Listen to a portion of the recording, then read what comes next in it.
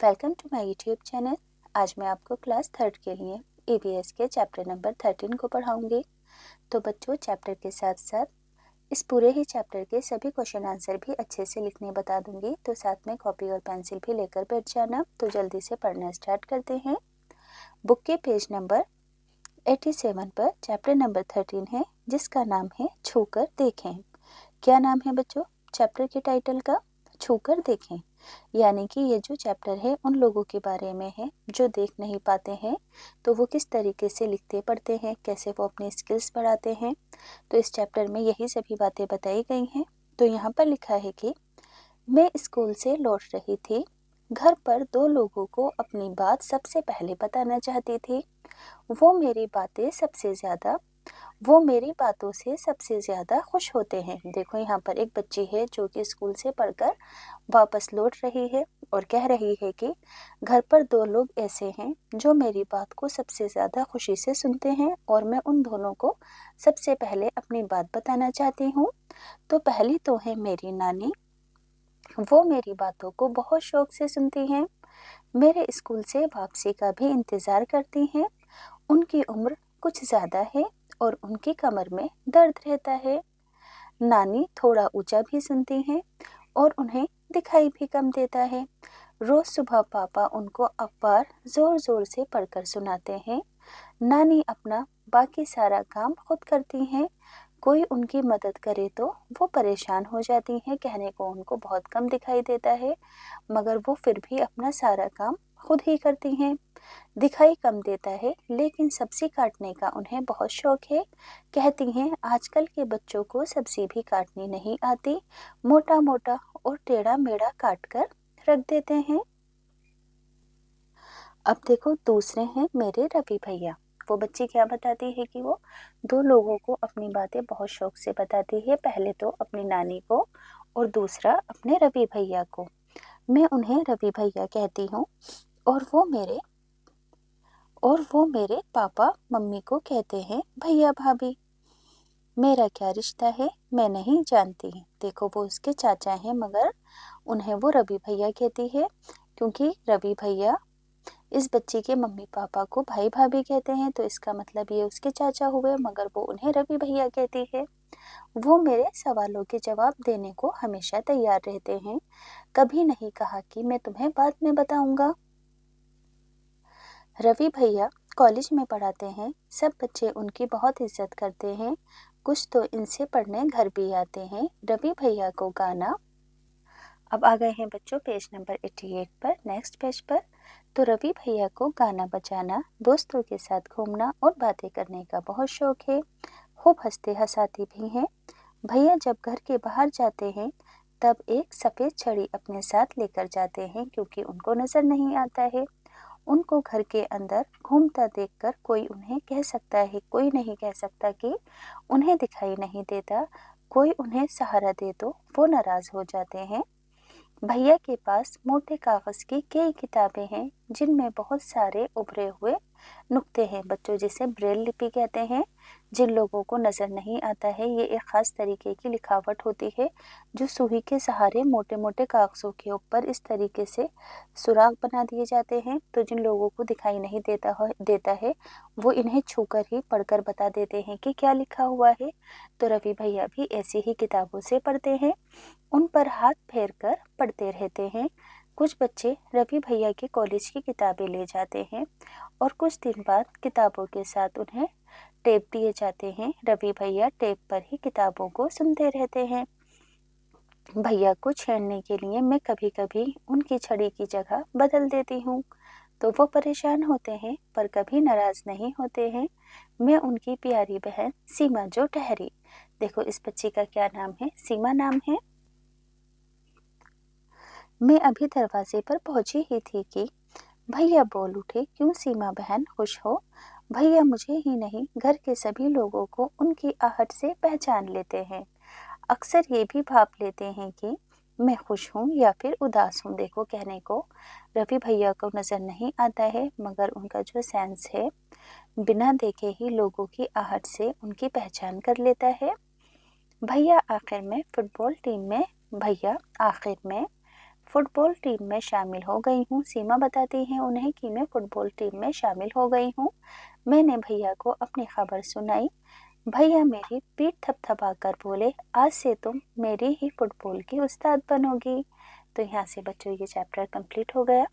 अब इसके कुछ क्वेश्चन आंसर हैं जो कि आपको अपनी अपनी कॉपीज में लिखने हैं। पहला सवाल है कि सीमा के पापा उसकी नानी को अखबार जोर जोर से पढ़कर सुनाते हैं।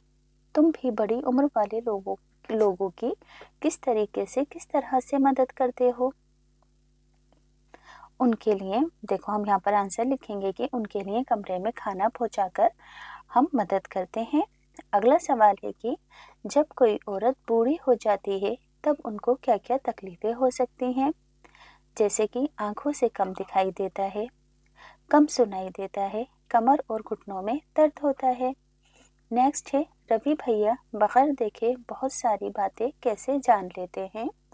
वो बिना देखे बहुत सारी बातें आहट से ही महसूस कर लेते हैं, यानी कि कंपन से, वाइब्रेशन से।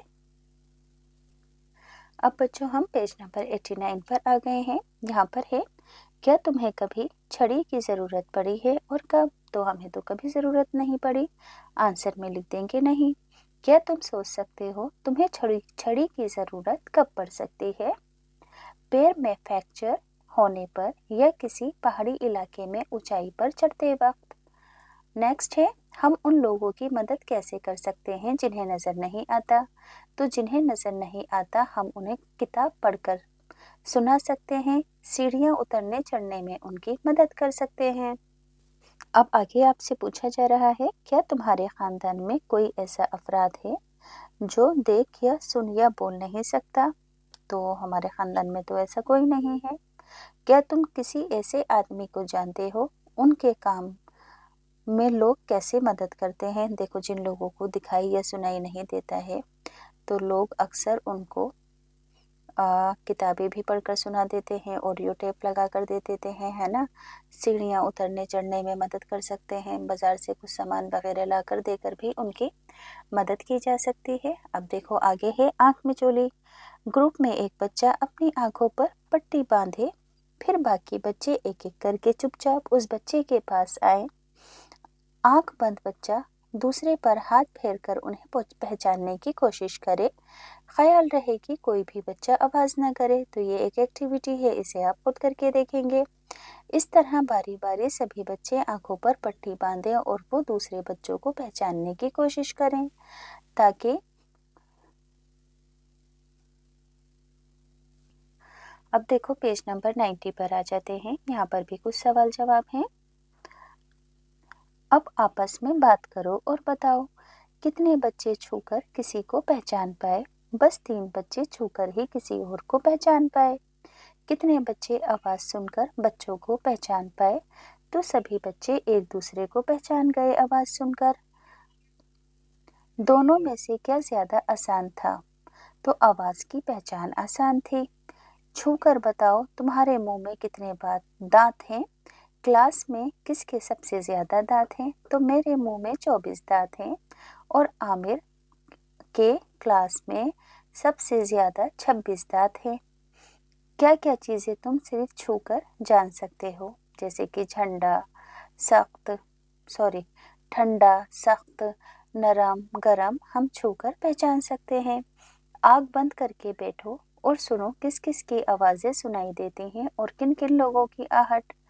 तो पहचान सकते हो। तो आंख बंद होने पर मुझे शोर सुनाई देता है, जैसे कुकर की सीटी, बच्चे की रोने की आवाज वगैरह।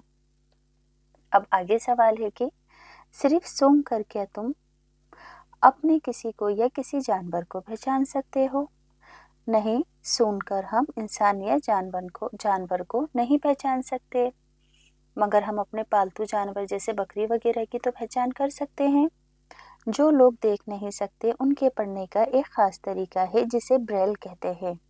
ब्रेल मोटे कागज पर एक नोकीली औजार से, जैसे सुई जैसा कोई औजार होता है, जैसे मैंने अभी बताया था, कागज पर ऐसे ऐसे छेद करके लिखा जाता है। ब्रेल के कागज पर हाथ फेर कर भी पढ़ा जाता है। इस पर क्या लिखा हुआ है? आओ अब देखते हैं कि बगैर देखे